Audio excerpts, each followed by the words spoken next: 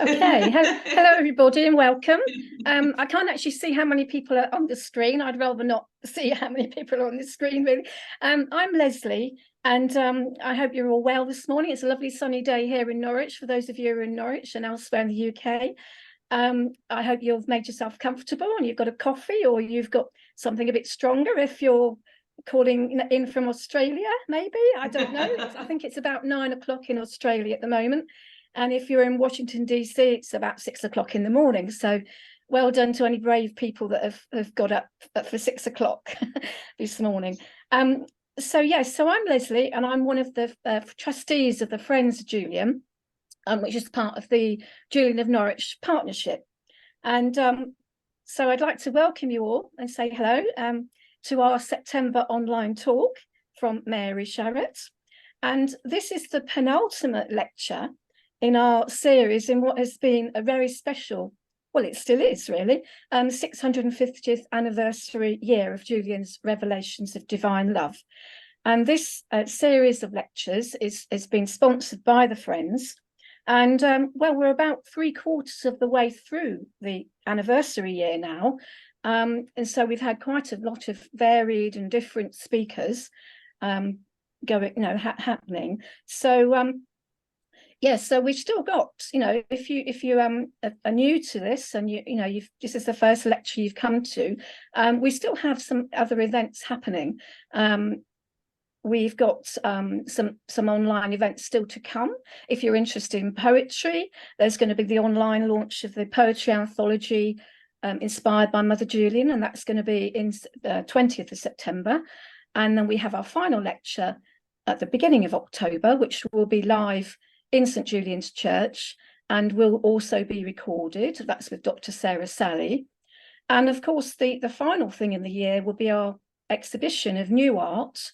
That will take place in Norwich at around the 3 churches during October and November.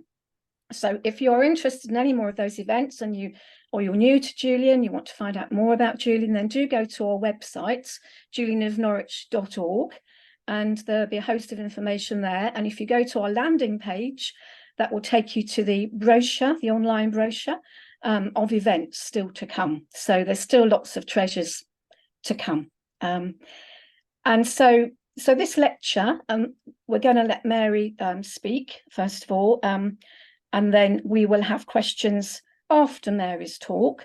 So if you have a burning question, then do save that until the end. And if you're proficient with Zoom, do raise your hand, metaphorically speaking, or if you're not happy about speaking to the camera, then do put your question in the chat. But I'm sure most of you are fairly used to Zoom now, or most of us have been still used to it. So I'm very pleased, Mary, to welcome you today. Mary is an author, and Mary's mission is to write women back into history. And actually, it's going off track. It's rather by accident than by design that our last 3 speakers in the series of lectures are all women. And bearing in mind that Julian was a woman, it's very interesting to get takes from different women, academic women, authors, and that kind of thing.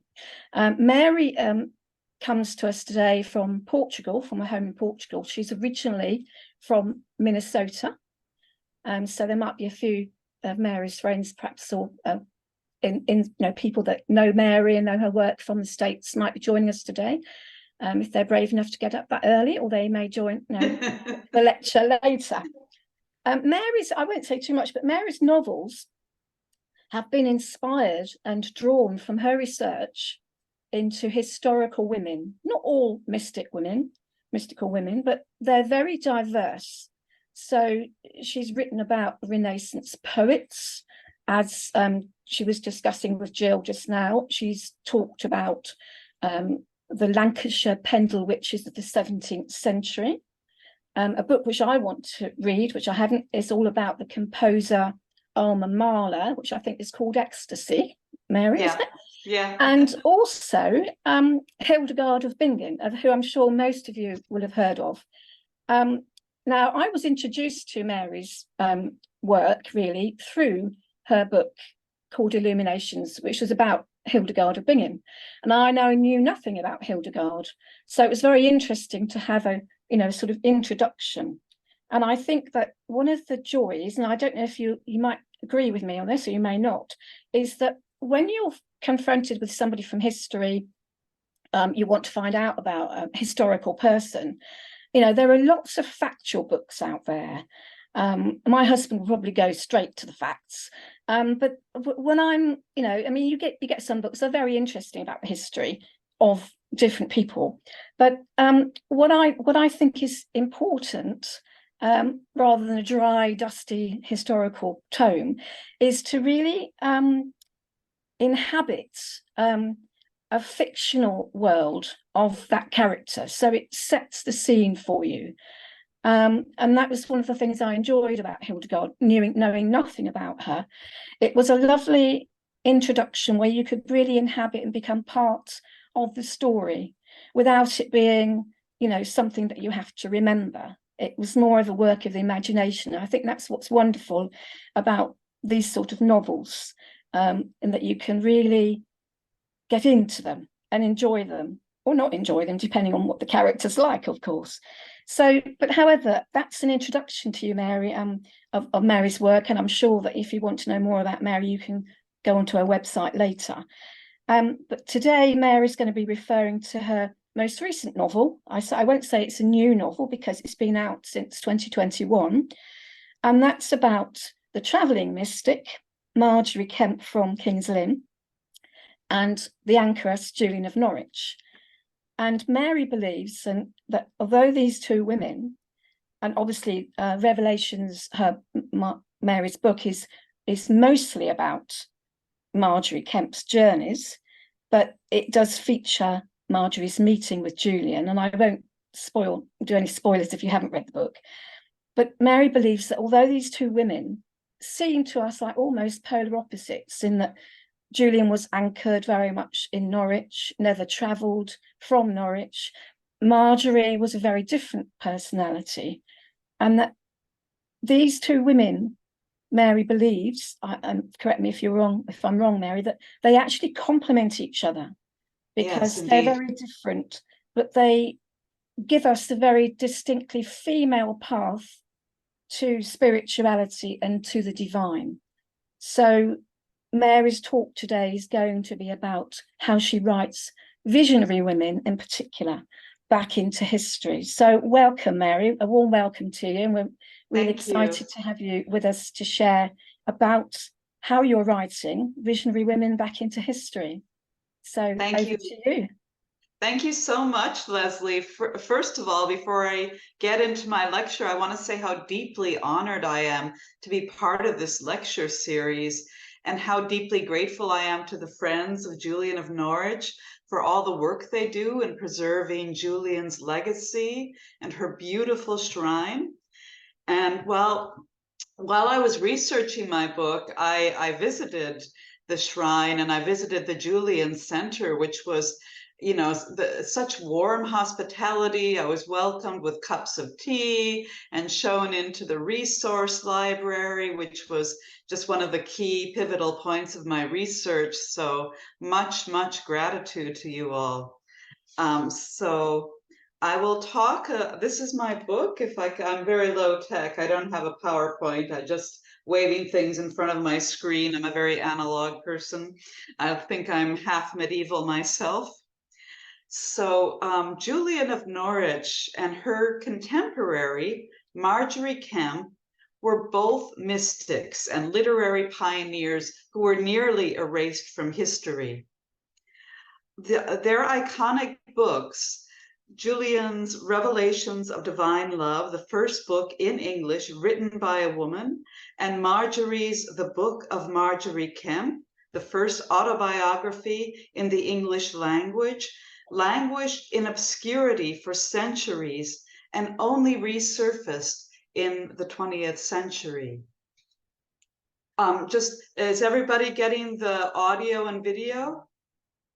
Okay, good. Sorry. Julian and Margery's face-to-face encounter in 1413, immortalized in the Book of Margery Kemp, is a fascinating glimpse I think, into medieval sisterhood and solidarity. The venerable Julian of Norwich offered radical counsel to Margery Kemp, failed businesswoman and mother of 14, who was haunted by her visceral visions of the divine. With Julian's blessing, Marjorie walked away from a soul-destroying marriage and became a globe-trotting pilgrim preacher and rabble-rouser. Though these two women might seem like polar opposites, Julian, the enclosed anchoress, and free-roving Marjorie, experiencing her visions in the full stream of worldly life, I believe they complement each other. Together, their lives and work form a via feminina, a distinctly female path to the divine. Unlike the other speakers in this wonderful series who are distinguished scholars, translators, and medievalists, I'm a novelist. And as Leslie explained, I'm dedicated to using the medium of fiction to write overlooked women back into history. My novel Revelations is drawn from the life of Julian and her fellow mystic Marjorie. And I think it's so fascinating how different these women were and how their paths converged. And I believe they both have a lot to teach us today. Every novel I write is like a pilgrimage or a journey of discovery for me. And this one took me deep into Julian and Marjorie's world. Women's spiritual experience is a theme that keeps coming up in my novels. Leslie already mentioned my book, Illuminations, about Hildegard of Bingen, the famous 12th century visionary abbess, composer, and polymath. As a spiritual person myself, I've always found it frustrating how women have been sidelined and marginalized from every major institutional religion in the world. And women who can't find a viable spiritual community sometimes go it alone on a solitary path. But they're not entirely alone because they follow in the footsteps of a long ancestral line of female seekers and mystics who rejected a life of slavish obedience to male authority figures in order to contemplate the deep mysteries of the soul on a path of inner revelation. So what do I mean when I say mystic? Mysticism can be defined as a belief that there is a hidden meaning to our existence, that every human being, even including ordinary people like us, can unite with the divine in our own heart, that it is possible to directly receive truth or achieve communication with the divine, however we conceive the divine, through prayer and contemplation. Some of the most famous mystics of the Western spiritual tradition have been women who plunge deep within their souls for spiritual guidance and emerge with ecstatic, prophetic, and radical insights. Medieval Europe saw the rise of many female mystics, not all of them nuns like Hildegard. The Beguines started a women's spirituality movement based on women of diverse backgrounds, noble women, common women, rich women, poor women, living and working together in community, but without making religious vows or having to report to a religious authority. And they could come and go as they please. They could live in their all-female community and work there and live together, or they could leave their community to get married. It was totally up to them. Not all Beguines lived in these fixed communities. Some embraced a wandering life. And the Beguines endured into the 21st century. The world's last Beguine, a woman named Marcella Patton, died on April 14th, 2013, aged 92, in Kortrijk, Belgium. Yay, Beguines. But back to the Middle Ages. So Julian of Norwich, as we all know, is one of our most iconic mystics. Very little is known about her early life. We know that she was born around 1343 and entered her religious vocation around the age of 30, which was late by medieval standards. Like us, Julian lived in an age of pandemic. The bubonic plague, possibly the worst pandemic ever on record, came to Norwich 3 times before she turned 30. And the plague seemed to be the defining event of her early life. So it's possible that she was married with children and lost her whole family in the plague. And this is a time when you weren't just terrified of dying a horrible, wretched death and losing all your loved ones.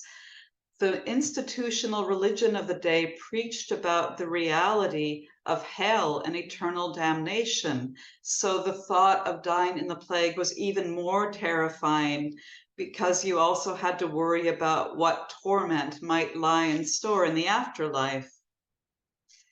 In her book, Revelations of Divine Love, Julian writes that she was in such despair, she prayed to become ill enough to touch the brink of death and see what lay beyond the veil. Her prayer was answered. During her near-death experience, Julian received a series of 16 divine visions that she called the showings. What she saw was a divine love so deep that it could completely transfix our most profound human suffering. After receiving these visions, she knew she just couldn't go on living a secular life, so she entered the Benedictine order and became not just a nun, but an anchoress. She was literally bricked into a cell built onto the back of St. Julian's Church in Norfolk. She took her name from the church. We don't even know what her original birth name was. So as a recluse and an anchoress, she spent the next 40 years unpacking her visions, and so wrote her luminous theology of an unconditionally loving God who is both mother and father, who is completely without wrath, who can't damn a single soul. It's radical stuff that was a direct gift arising from her grief, confusion, and despair from her dark night of the soul. While writing my novel, I immersed myself in Julian's theology of the primacy of divine love.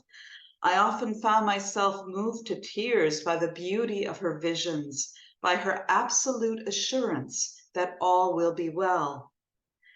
And that is Julian. And now we will meet a very different kind of mystic. One of the most idiosyncratic mystics of the 15th century was neither nun, nor beguine, nor anchoress, but a desperate housewife, mother of 14, and failed businesswoman from Bishop's Lynn in Norfolk, England, none other than Margery Kemp. My author's motto is that I'm on a mission to write women back into history. Well, Margery, despite her astonishing life and accomplishments, was nearly lost to history forever. We only know about her thanks to a rather bizarre incident that took place in 1934 at a house party in Derbyshire at Southgate House, a stately home owned by the Butler Bowdens, a venerable old family. The party guests were playing ping pong, and one of them trod upon the ping pong ball, destroying it. So they had to search the cupboards for a new ping pong ball. But instead, they found what was described as an entirely undisciplined clutter of smallish, leather-bound books of great antiquity. One of the guests at this party happened to be the American feminist medievalist Hope Emily Allen, who recognized one of these old books as the Book of Margery Kemp, written between 1436 and 1438, the first biography written in the English language. She translated the book from Middle English into modern English and published it to great acclaim. Margery Kemp was celebrated as one of the earliest female authors in the English language, a fascinating and utterly one-of-a-kind character. Margery's story is so extraordinary. She explodes our every stereotype about medieval women. Her life started out ordinary enough. The daughter of the mayor of Bishop's Lynn, now King's Lynn in Norfolk, she was a young woman who enjoyed beautiful clothes and fine living. At the age of 20, she married John Kemp, a brewer. After the birth of her firstborn, she suffered from what we would today recognize as a very severe case of postpartum depression that was only resolved when she began to spontaneously experience really visceral visions of the divine. She didn't just see, she saw Christ in front of her, but didn't just see him. She felt him. She could hear celestial music. So she had the full surround sound experience. And so she was a woman who ended up having 14 children, living this very domestic life and having these full-on visions. She was also a businesswoman. First, she ran a brewery, which was separate from her husband's, and then a grain mill. When she was around 40 years old, though, both of her businesses had failed, and she had reached a crossroads in her life. You think you have a midlife crisis. Wait till you hear about Margery's. After 14 children, she'd had enough. It was very common in the Middle Ages for women to have lots of children, but 14 was extreme even for her age. And think what that does to a woman's body. And she's 40. A 15th pregnancy at this stage might have killed her. Margery just wanted her husband to leave her alone, but canon law upheld his right to sexual congress without her consent. The only way she could take control back of her own body was by making an oath of celibacy. She took to dressing all in white as though she were a nun, but she was most certainly not a nun. Most ambitiously of all, she intended to reinvent herself in midlife by literally walking away from her marriage and following the pilgrim's path to far Jerusalem. And this in an age when few women undertook such journeys, even in the company of their husbands. Leaving your husband and children for a life on the open road would be a controversial choice in our age. It was obviously even more radical and controversial in Margery's day and the source of much social ridicule and condemnation. She was breaking all the rules. This was an exceedingly vulnerable time in Margery's life, and she was filled with self-doubt and uncertainty. So before making her ultimate decision about the direction her new life might take, she sought spiritual counsel from another woman, the anchoress Julian of Norwich. So although Julian was enclosed, she had a window out into the world, a barred window on her anchorage, and she could sit by her window and give counsel to visitors and pilgrims, which she did, and she was famous for that. So this famous encounter between Margery and Julian, as we've previously noted, is recorded in the book of Margery Kemp and is also one of the key scenes of my novel. So now I'll read you a very brief excerpt from my novel in which we follow Margery's path through Norwich to the anchorage, and we get to meet Julian face to face.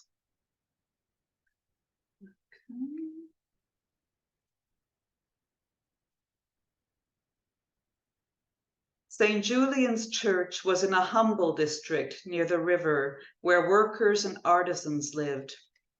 The anchoress was so self-effacing, she had taken the church's name as her own. I found myself wondering what name Julian had been christened with, and what her life had been like before she had chosen to be bricked into a single cell as a living sacrifice to God. We must have been approaching the river, for my nose prickled at the stink of tanneries. The streets grew ever poorer. A pale, sickly girl whose yellow hood marked her out as a prostitute cut in front of us. Her eyes glittered with tears, and a fresh bruise bloomed on her cheek. My throat tightened to see that she looked no older than my daughter Anna.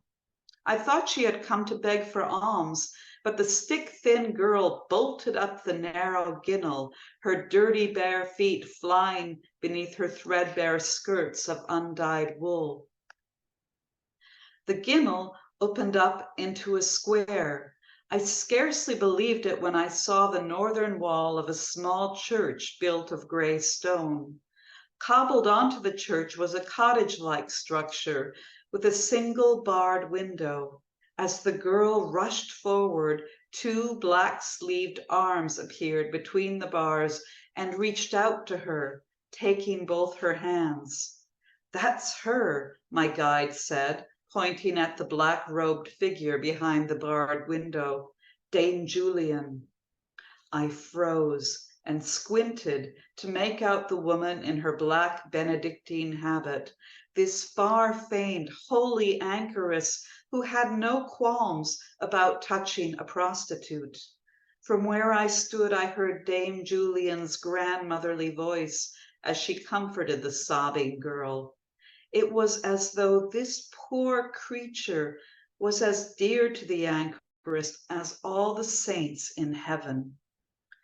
After much whispered counsel, the anchoress began to speak in a voice that carried, as though she wanted me and my guide to hear.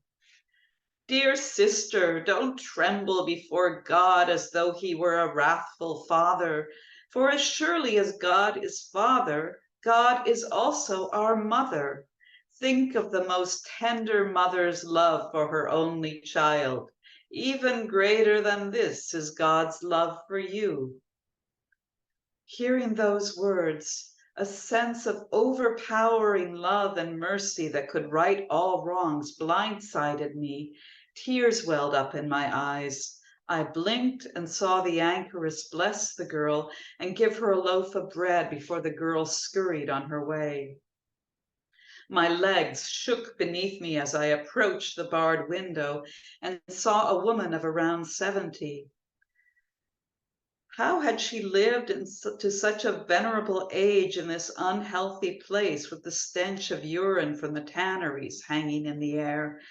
When her clear blue eyes lit on mine, her smile was so radiant it made her look younger than her years. But what robbed me of my breath was how she reached out to me with both hands and embraced me through the bars as though she had been expecting me. "Welcome, my sister," Dame Julian said. "At last you've come. I've been waiting for you so long." I shook my head in confusion. "Do you know me, Reverend Lady?" I stared into her clear blue gaze. "My name is Margery Kemp. My late father—" She cut me off. "I saw you coming long before you arrived, child of my visions." Her words left me thunderstruck. Everything about this woman stunned me. Never before had I stared into the face of such love in human form. If it weren't for her warm hands clasping mine, I would have thought that this was a vision. Surely she must be a saint, the greatest soul I would ever encounter here on earth. "But how?" I asked. "How can you know me? Tell me the day and year of your birth. Was it not the 8th of May in the year of our Lord 1373? My tongue went dry. I could only nod. "The day and year I received my showings," she told me. "My 16 revelations of our beloved."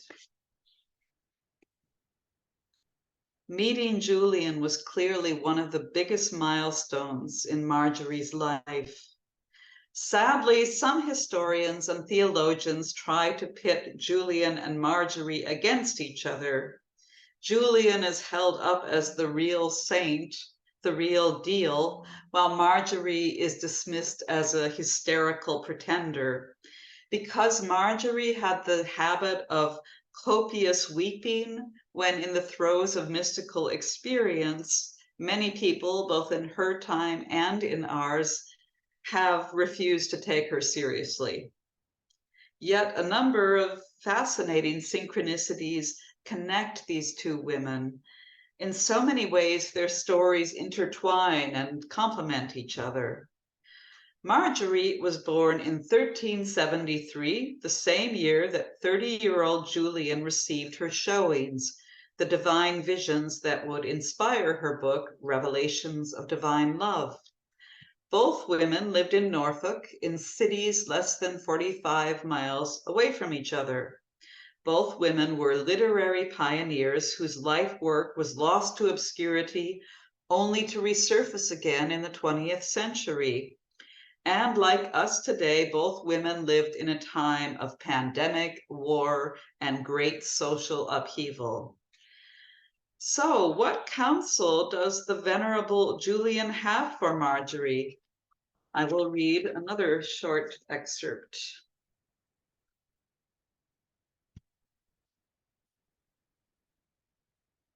Great. This is Marjorie speaking. The world would call me wicked. I left my husband and children to go on pilgrimage, but the truth is that I long for my freedom as much as I long to see Jerusalem. Julian's clear gaze emboldened me to spill out everything I'd been too ashamed to admit, even to myself. I'm a terrible mother. I left behind an infant not even a year old. I never wanted this life of having babies. I must be unnatural. The prioress at Cairo says I can't trust my visions. She thinks I'm deceived by Satan. Then these tears I can't control. Does that mean I'm a mad woman, Mother Julian? Do the tears come from Satan too? What if I had been deluding myself all these 20 years? Dame Julian sat in silence, her eyes lowered. I began to fear my sins were enough to confound even her. She would send me home, and that would be the end of my pilgrimage. This beautiful word, mother, is so sweet and kind. It cannot be given to anyone but God, she said at last, taking me by storm, for I could not possibly have expected such a response. Only she who is our true mother and source of all life may rightfully be called by that name. So no, Marjorie, do not call yourself a terrible mother because you cannot match such grace in your human condition. I presume you left your infant and other young children in the proper care? With my own mother, I said, drying my eyes. You say you've borne 14 children. She smiled as though she understood my every travail. Once I was married and had 7 children, only half as many as you. I too worried that I had failed as a mother, for sometimes my temper and impatience got the better of me. Then they were taken from me. My grief was enough to drive me mad. I feared their death was God's way of punishing me for not loving them enough. Her face went ashen at the memory. The plague visited Norwich 3 times before I turned 30. The first time it took my father, the second time my beloved sister, the third time my dear husband and all our children. Her pain and loss hung in the air between us, matching my own unhealed grief. In my despair and longing for comfort, I begged God to bring me to the brink of death so I could look beyond that veil into the next world. God answered my prayer. I was at death's threshold when I received the showings.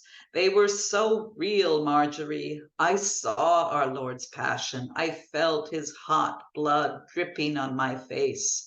And then he opened up his heart and showed me what lay inside.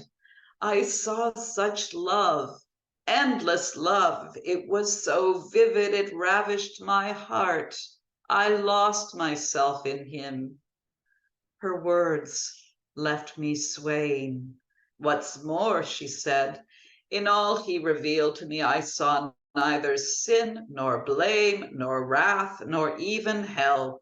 I could only conclude that sin has no substance. It cannot be discerned at all, save for the pain it causes for a time.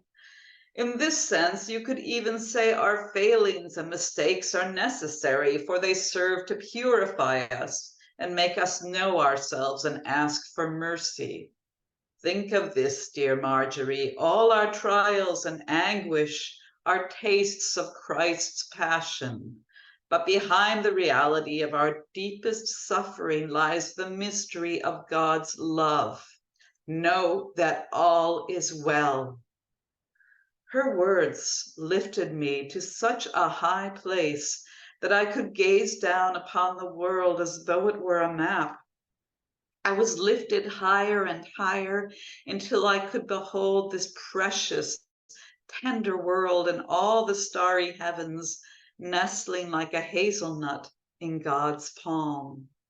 After that, she said, I couldn't go on living a worldly life, so I chose this life as an anchoress. It had to be this way, you understand. I couldn't bear to stay on as a sister at Cairo and have my prioress and her priest cross-examine me about my visions at every turn. I needed privacy and solitude to make sense of it all. I've devoted the past 40 years to contemplating all I've seen, but never for a moment did I doubt what our beloved revealed to me, and neither, dear Marjorie, should you doubt what he has shown to you. Dame Julian, the holy and high learned anchoress, spoke to me as though I were her peer, a mystic like her.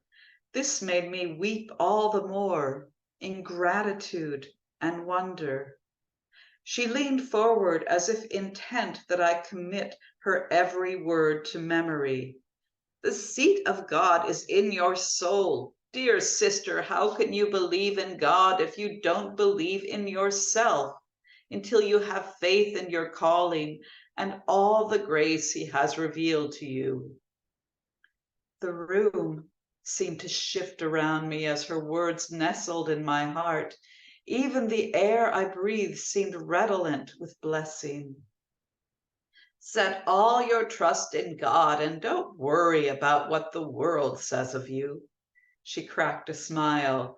If some people dislike you, perhaps that means you're doing something right.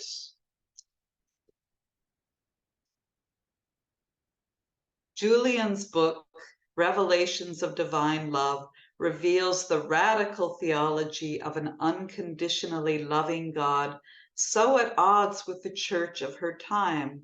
She took the extraordinary step to write her visions in English, to make them accessible to ordinary people, and this at a time when you could be burned as a heretic for reading the Bible in English. Julian's advice to Marjorie, which is recorded in the book of Margery Kemp, so this is documented, was to trust her inner calling and not worry too much about what people thought. And this seemed to have a profound and empowering impact on Marjorie. While Julian had chosen to wall herself into a cell and live as an anchoress, she gave Marjorie her blessing to wander the wide world. In my fiction, I take this one step further and make Marjorie Julian's secret collaborator. And I will read one final excerpt, a very short one. I am enclosed in a house of stone, Julian said. She reached through the bars and took my hand as though I were her lifeline. But you, sister, wander free. That is why I must ask for your help. I blinked, dumbfounded. How could one as bumbling as I be of any help to one as reverend as Dame Julian? Marjorie, I am old and have not many years left in this world. I beg you, keep my book safe. I caught my breath, the weight of her summons settling on my shoulders. You might secretly carry my book with you on pilgrimage and share it with those you meet on your way. Her voice caught, poised between hope and fear. If you sail for Yarmouth, you shall land in Zierikzee in Holland. Perhaps I might even ask you to carry my book to the Beguinage there, so the Beguines might copy it. Our Beguinage in Norwich is small, but in Zierikzee and elsewhere in the Low Countries, you'll find great flourishing houses with 100 or more women living together. She broke off then, as though fearful she had asked too much of me, that I would refuse. I even saw the glint of tears in her eyes.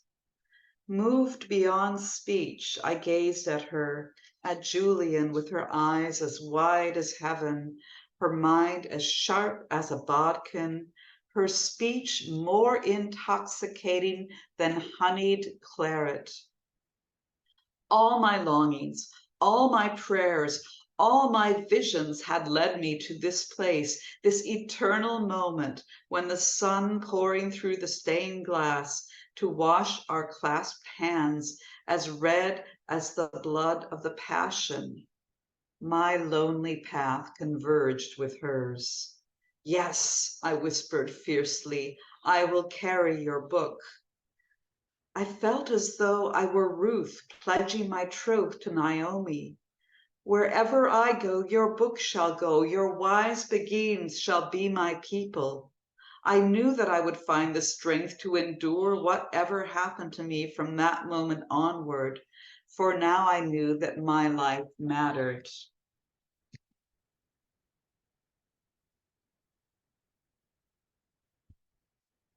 In my novel, I portray Julian nearing the end of her life, entrusting her book to Marjorie, who sets off on the adventure of a lifetime to spread Julian's radical female vision of the divine. Marjorie carries Julian's scrolled manuscript in a secret compartment in her pilgrim staff. All of this was inspired by Dr. Yanina Ramirez's 2016 BBC4 documentary, The Search for the Lost Manuscript, Julian of Norwich, which you can access on the Friend of Julian's website under the resources section. How cool is that? I highly recommend this documentary. Revelations of Divine Love was so controversial, Dr. Ramirez speculates that it was possibly kept secret and passed from hand to hand. She believes that Julian entrusted her precious manuscript to Marjorie so that she might share it with people sympathetic to Julian's ideas. Dr. Ramirez even suggests Julian inspired Marjorie to write her own book. Why not? As is, however, too often the fate, Julian and her book were cast into oblivion and forgotten. Revelations of Divine Love does not seem to have been widely circulated in the late Middle Ages. The short text survives only in one manuscript, copied from an original dated 1413. And the long text survives in only 3 manuscripts made after the Reformation by exiled English nuns in France and Flanders. Not until 1901 did Julian's book finally reach a wide mainstream audience, thanks to Grace Warwick's modern English translation. Grace Warwick's publication of Revelations of Divine Love was popular and influential, an inspiration to a burgeoning women's suffrage movement, as well as to poets like T.S. Eliot, who quotes Revelations of Divine Love toward the end of his poem, Little Gidding. And all shall be well, and all manner of things shall be well. So back to my novel. With Julian's manuscript hidden in her pilgrim staff, Marjorie blazed her trail across Europe and the Near East. As a woman on her own, she traveled to Jerusalem, Rome, Santiago de Compostela, all over England, and to many points in Germany and what is now Poland. As a woman traveling solo, she aroused suspicion at every turn and had to use her wits to ward off accusations of heresy. Because she dressed all in white and because she preached in public, which was illegal for women, there was lots of, she was accused more than once of being a so-called Lollard, a kind of proto-Protestant before the Reformation, which was a heretic. When she was actually put on trial for heresy, which happened more than once, where a guilty verdict would see her burn at the stake, she kept her spirits high. So when she was being interrogated by the Archbishop of York, she regaled him with a parable of a priest who meets a defecating bear in the woods. You can't make this up. You're on trial for your life. So you tell this story about a priest and the defecating bear in the woods. She was even tried and interrogated by the Duke of Bedford, who would later go on to have Joan of Arc burned at the stake as a witch. But the fun thing about Marjorie is it seems she could talk her way out of most anything, and she just kept going, traveling across Europe into old age. She was repeatedly arrested for public preaching, and she kept on doing it. And I would even go so far to argue that she had her own ministry. Marjorie's story, however, would have been lost to history if she hadn't recorded it in her autobiography, a tremendous act of foresight and courage that made her a literary pioneer. She dictated her story to a priest who copied it down for her and whose ecclesiastical authority gave gravitas to her narrative. Marjorie was so one of a kind, so quirky and unforgettable, you couldn't possibly make her up. I believe her story offers plenty of inspiration for those of us today who lead ordinary householder lives, because Marjorie walked the mystic's path in the full stream of worldly life with all its wonders and perils. Marjorie and Julian, as women of faith, faced the roadblock of an institutional, male-dominated religion that sidelined them precisely because they were women. But instead of letting this beat them down, they found within their own hearts a vision of the divine that mirrored their female experience. I believe it's no mere coincidence that Julian dared to create a theology of the feminine divine, of God the Mother. Both women seized their power and their voices to write about their encounters with the sacred, preserving their revelations to inspire us today. While Julian's and Marjorie's stories are now well known to theologians and medievalists and historians, that's not enough, in my opinion. They shouldn't be the preserve of the academic ivory tower.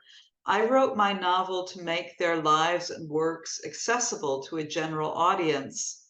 Julian wrote revelations of divine love, not in church Latin, but in earthy, colloquial Norfolk English, so ordinary people could understand it. She famously said, "God is homely," i.e., God is cozy and familiar, not some elite, faraway thing.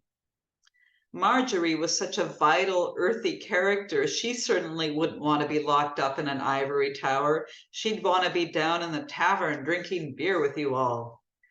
So now I will close my lecture with Julian's famous parable of the hazelnut, which I'm sure you've all heard, but I know that I can't hear it enough because it's so beautiful. He showed me a little thing, the size of a hazelnut in the palm of my hand, and it was round as a ball. I looked at it with my mind's eye, and I thought, what can that be? And the answer came, it is all that is made.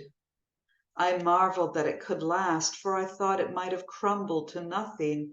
It was so small.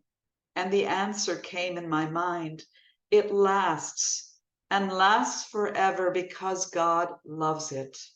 All things have their being through the love of God. Thank you for listening.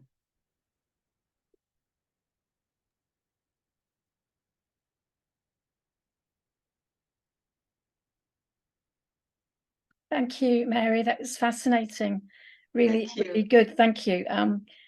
It was nice for you to actually read some of the passages from your book, and we get a real feel for Margery and for Julian. So, yeah, sort of the imagination. You know, you could imagine them, and that's what's wonderful. You know, that we can actually imagine them meeting through your portrayal.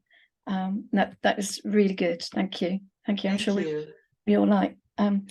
Yes. So what I'd say now is if you have any questions or if you've got any comments about Mary's books, then do feel free to go to the bottom of your screen where it says more. And if you'd like to raise your hands, metaphorically speaking, or if you're not happy about speaking aloud, then do bring up the chat and to actually type your message in, and I will relay your message to Mary.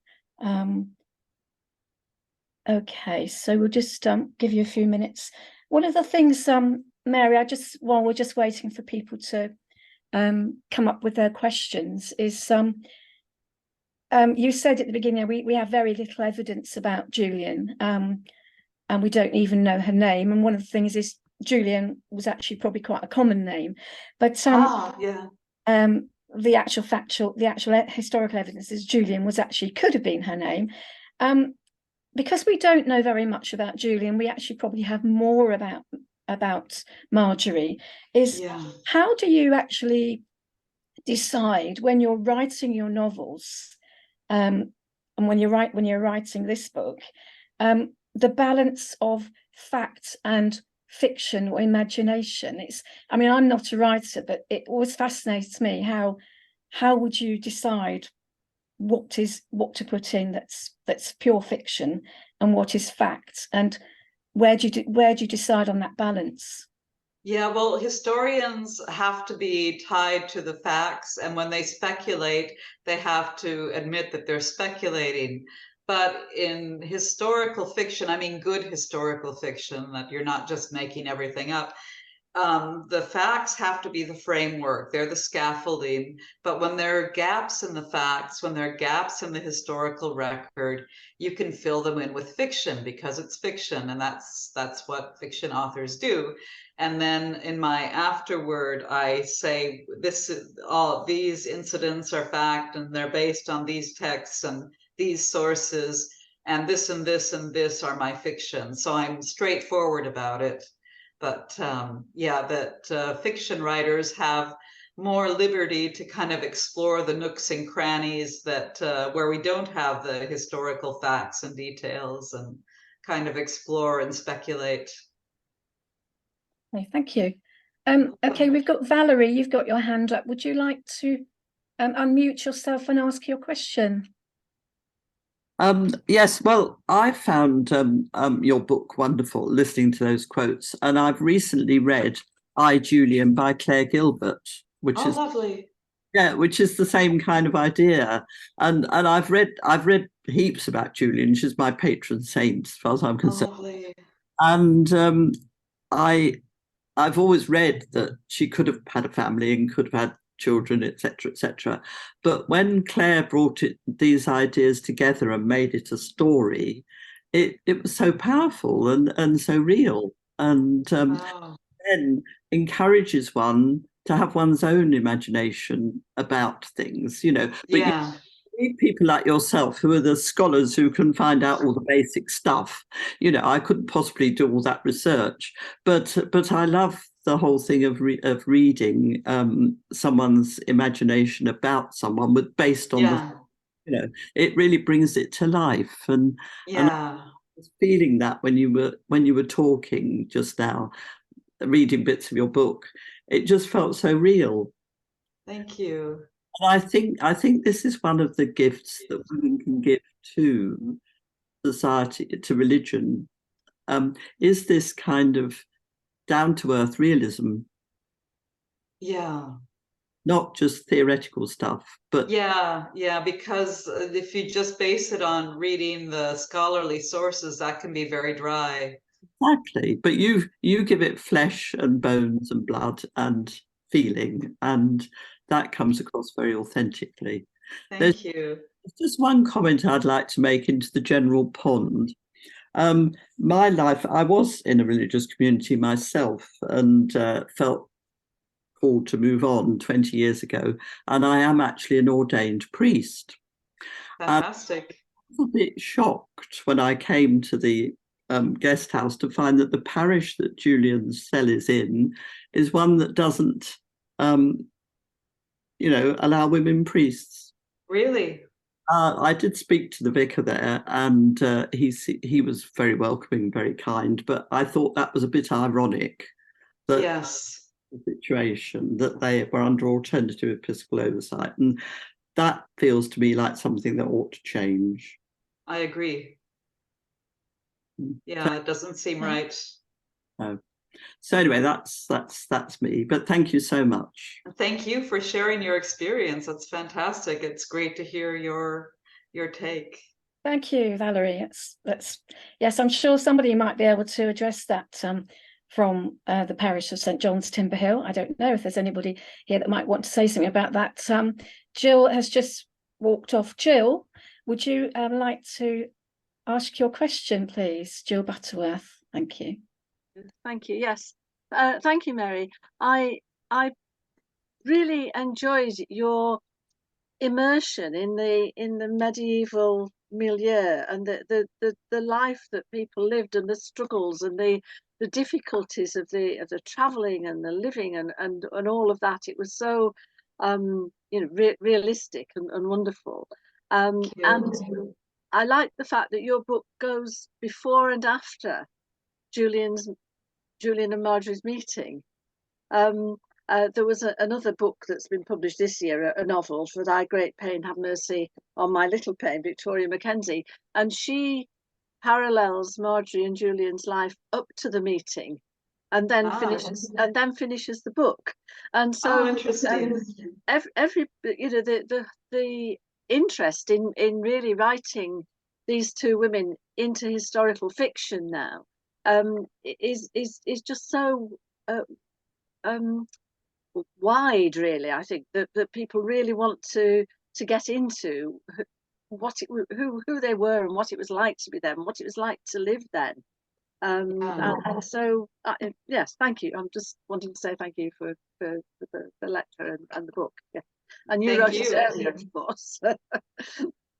Thank you for your contributions and for I think historical fiction, good historical fiction can really enrich our view of history. Thanks for that. Thank you, Jill, for that question.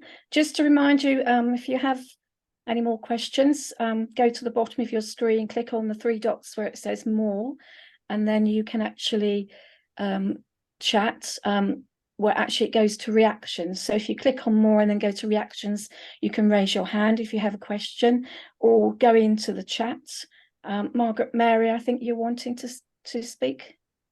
Yes, yeah, I was really pleased to hear you talking about the Beguines. I've been reading a lot about the Beguines recently, and one of the characteristics of the Beguines is, as you described, I think what both Julian and Marjorie did, they dictated their life story, La Vita Apostolica, I think they call it, to someone to write down. I mean, Julian wrote her own, didn't she?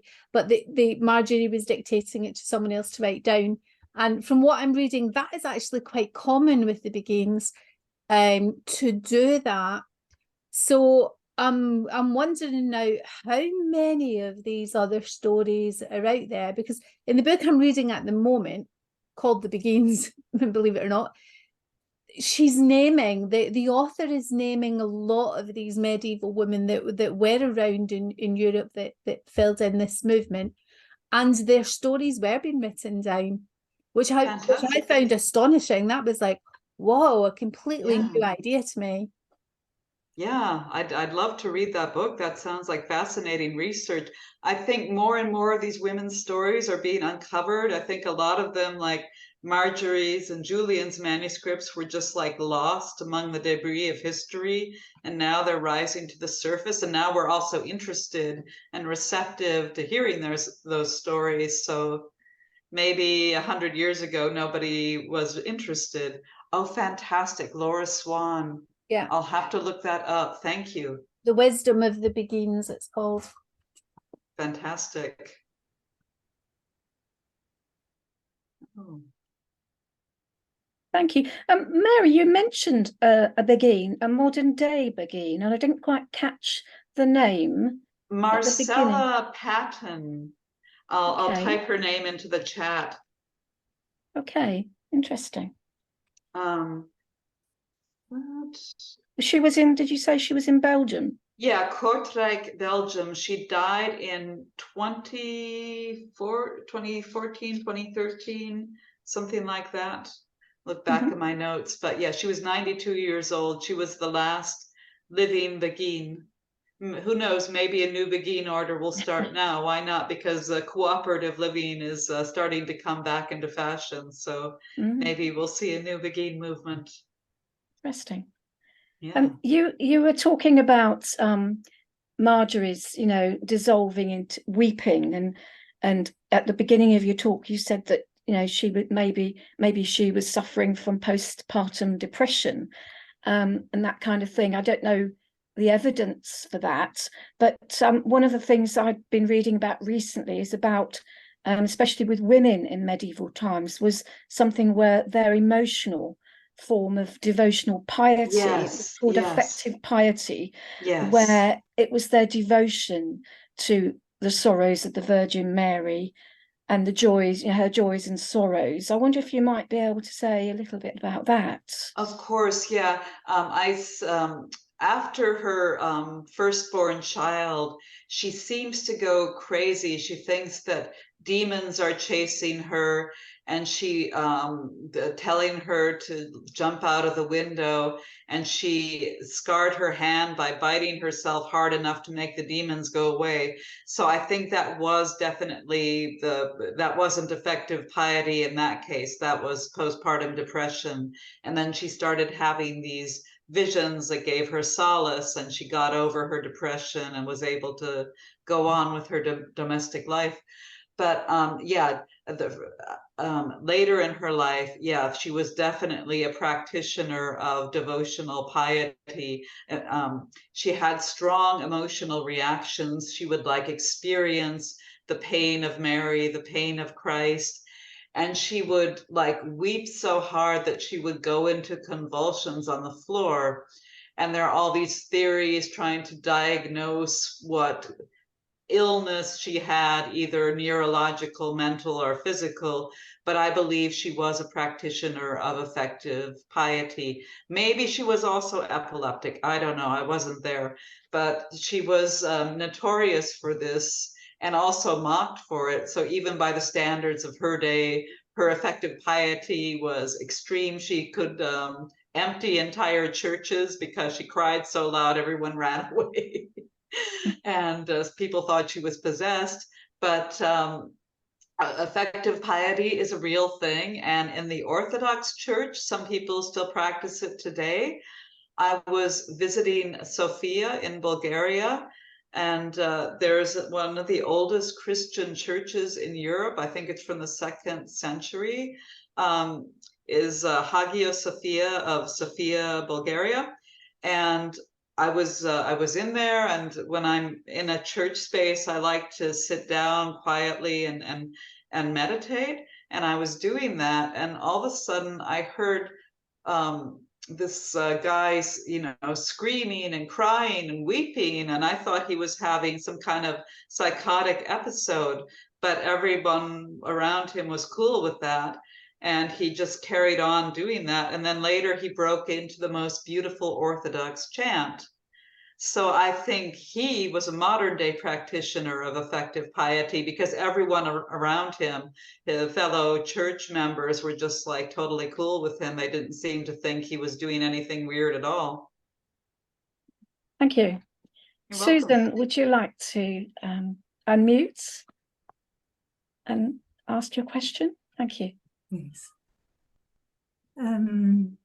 Yeah, like Valerie, have been a priest in Southern Africa, and I just found the conditions far too patriarchal, so I couldn't stay. And I do feel pretty shocked, stroke horrified at what Valerie has said about women not being accepted as priests in the Julian church. That feels horrible. The whole thing of effective piety feels very interesting. I myself, particularly regarding injustice that I feel we've been part of as white people in the world, I can get very affected by that, and I try and communicate that to others, because I feel Julia's message is so important, because as white people we can go to a lot of shame, but just that God's mercy, God's mercy, God's mercy, God's love, God doesn't see our sins. So Julian feels very relevant for that. So I'll try and find out more about effective piety. But I wondered if you could maybe say a little bit more, or perhaps it was a throwaway comment, the sense of a new, is it the word Beguine movement starting? What might that look like? I just felt my heart sort of quicken at that prospect. Well, yeah, it started in the, I don't know the exact dates, like maybe 12th, 13th century, as a movement of women coming together and living together without being in religious orders. And while they lived in these communities, they were celibate, but they could leave if they wanted to get married or whatever. And there could be widows, and you didn't have to be, a young virgin to enter. I suppose it was the same with the nunneries too. You could enter as a widow, but not if you were currently married or whatever. But it was a fascinating movement, and I don't know about a new Beguine order starting, but I think it would be really cool if it did, like women living communally and as a spiritual community.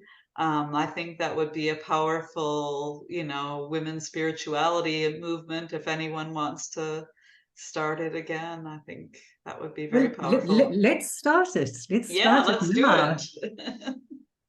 Yeah. Thank you. Thank you, Susan. I see that Margaret Mary has put quite a lot of information in the chat. If you want to have a little bit more of an introduction to the Beguines, As a teacher in me, I do apologise. This is what this means. This is fantastic. Mary, I just want to change tack a little bit and just go back to your research for the book, and for your other books, indeed. Obviously, you must have done, when you did your research, you must have visited, you obviously came to Norwich to the shrine. And how important is it that you go to every place when you're writing about? I mean, I don't know whether you ever made it to Jerusalem, because some of it is set there in Revelations, but how important is it for you to do that research and to go to the places and experience the places that you're writing about? It is very important. I haven't been to Jerusalem, but I went to all the pilgrim sites that she visited in England, and I've been to Santiago de Compostela. I walked part of the pilgrimage, not the whole thing, and I've been to Rome, and so it is very important for me. I didn't make it to Jerusalem though, but from what I understand, it's very different to go there now from her day, but the same could be said about the other sites. But there's some really great sites that recreate the medieval pilgrimage to Jerusalem experience. So that's kind of fun. And some great, I mentioned them in the afterword of the book, some great like firsthand accounts of medieval pilgrims going to the Holy Land and all they experienced, and some of it I include in the book, like these Christian pilgrims being entertained by male belly dancers, which was based on a real medieval account saying, oh, this is interesting. Okay, do we have any more questions? Anybody wanting to have a burning question to ask Mary? Do put your hand up or unmute and just speak if you want to. Well, I'll have another go if I may.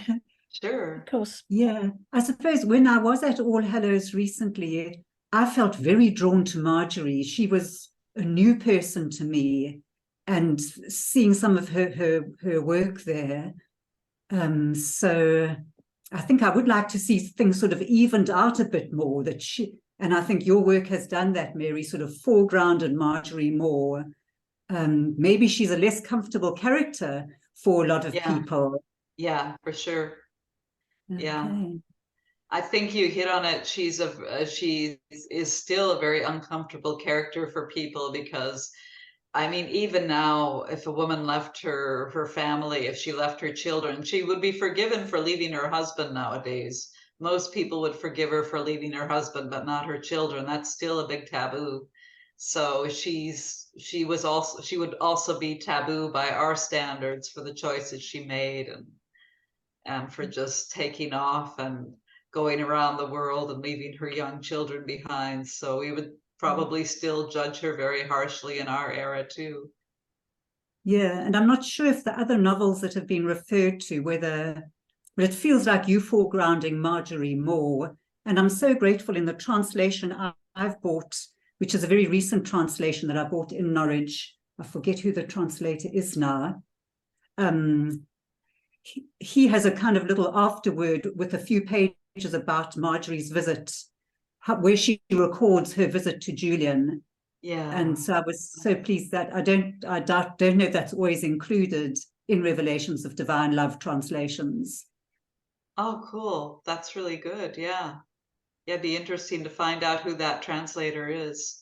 There is a society. Yeah, Jill writes, there is a society of Margery Kemp. They do really good work. And I visited King's Lynn as part of my research.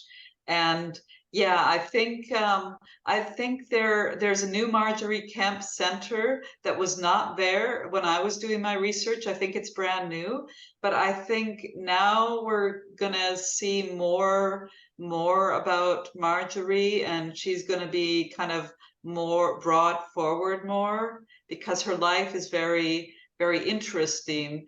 And even if we know, just because we know more about her than Julian, because more of her life is documented thanks to her autobiography. But one day I'll make it back to King's Lynn and visit the Margery Kemp Center. Yeah, the translation is by Barry Windeatt, this one I'm referring to, Windeatt, and the appendix 2 is extract from the book of Margery Kemp, chapter 18. Because I have his translation of the book of Margery Kemp, so that makes sense. That's cool. Right, he's done a translation of her. Okay, cool. Thank you. Valerie, did you want to come back in with a question or a comment? Yes. So, am I muted? Yes. No, we can hear you. Thank you. Fine. Well, it was just that. Oh, sorry, I can't remember who the person is. It's just I forget. Anyway, the fact that we would regard her leaving her children as taboo is an interesting one in this day and age, because I think there's still a very big expectation in society that women will get married and have children. Yes. And we're seeing the church absolutely struggling with the whole issue of sexuality. Yeah. You know, I mean, I've come across a lot of women in the LGBT spectrum who got married because they couldn't really feel they could do anything else. Yeah. Yeah. And I think it is all connected with the empowerment of women to find their own way in life. Exactly. Yeah. Yeah. And the church is struggling like anything with all these issues at the moment. Yeah, and if Margery had been a man, if a man leaves his family for a higher calling, somehow that's okay. Exactly. Yeah. Yeah.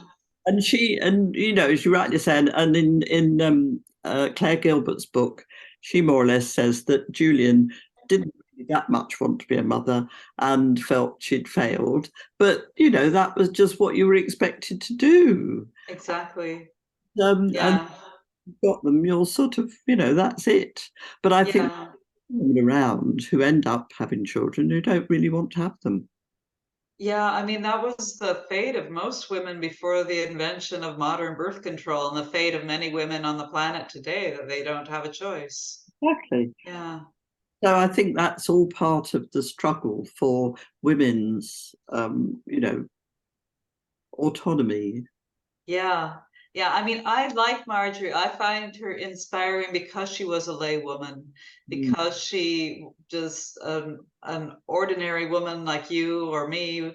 And she just said, this is what I'm going to do. I'm not a nun. I'm not special, but I feel this calling and I'm going to answer it. And she did it.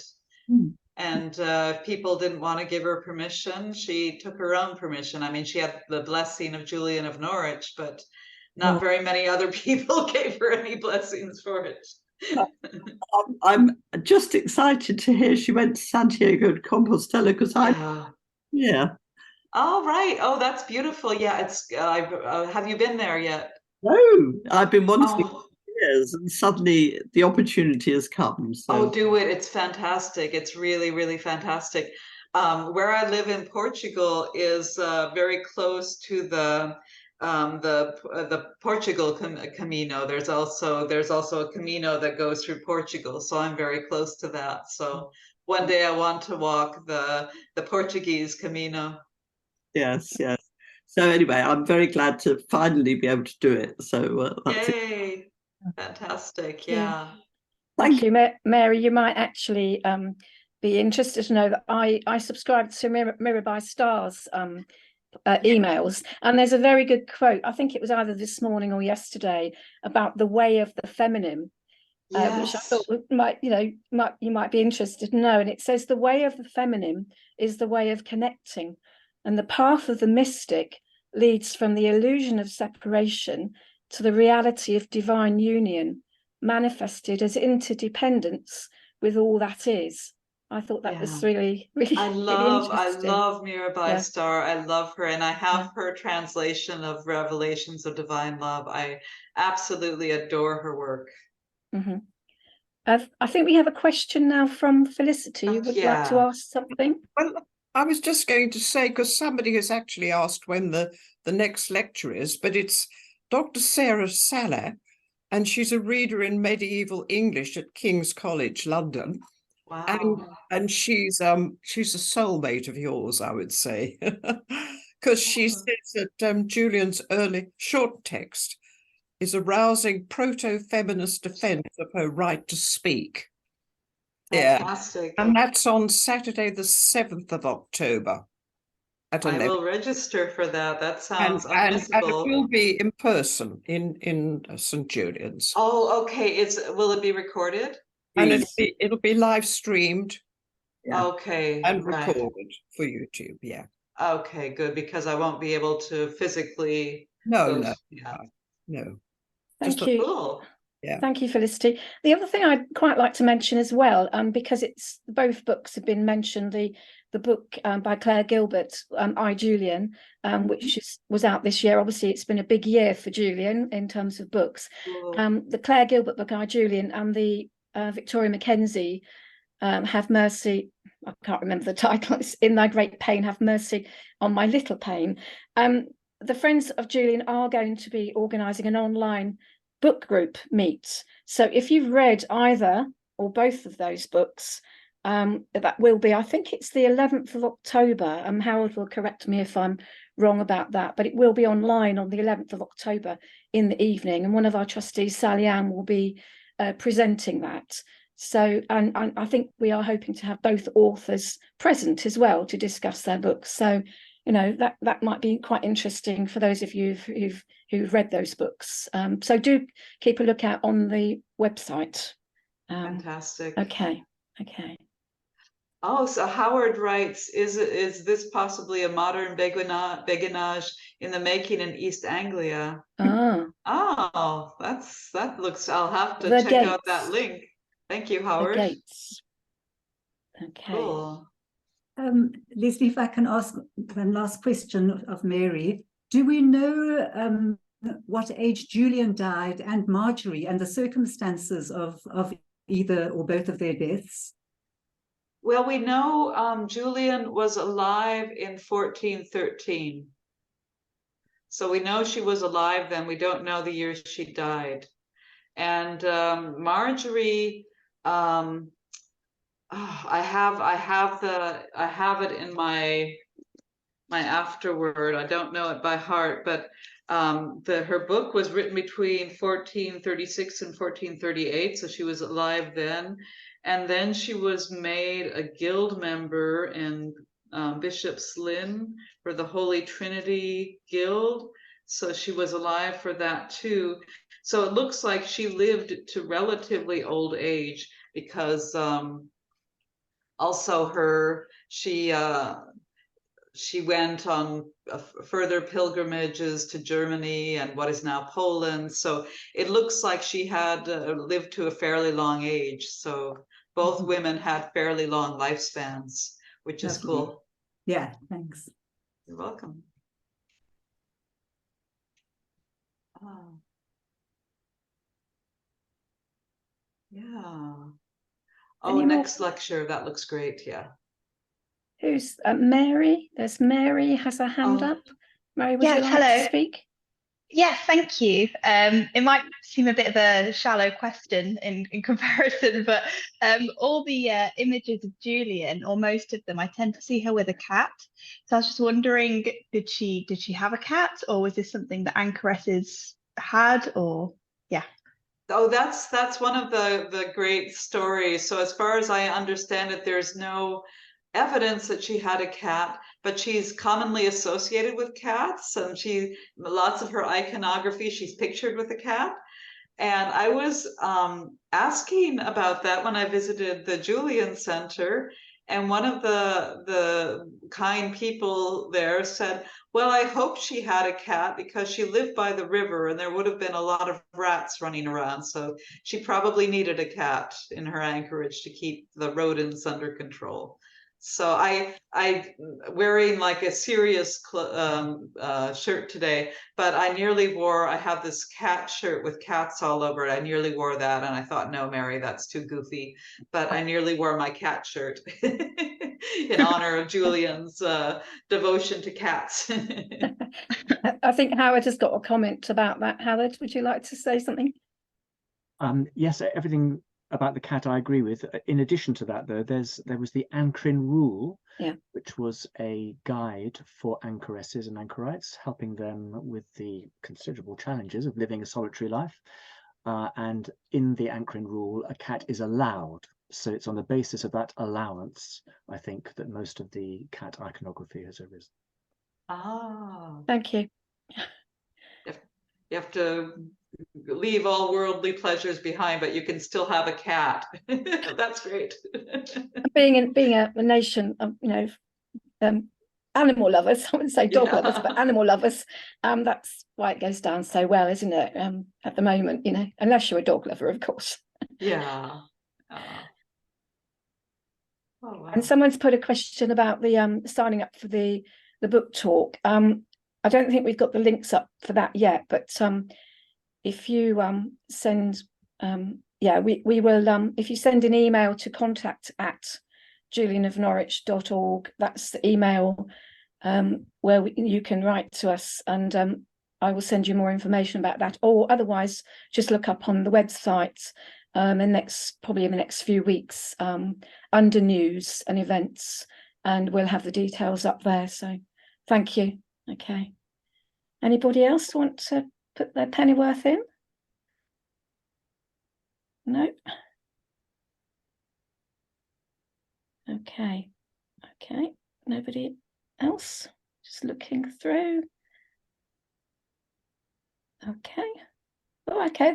I think that probably leaves us to wrap up then, if we don't have any more questions. And it just leaves me to say thank you very much to Mary for giving us the time and the interest and the insight into her novel today. And yes, a good read if you really want to get into the atmosphere of Margery's exploits and her meeting with Julian. I really recommend it if you know a lot about Julian, or even if you don't know a lot about Julian. It's a different kind of experience reading fiction. So thank you, Mary, today for that.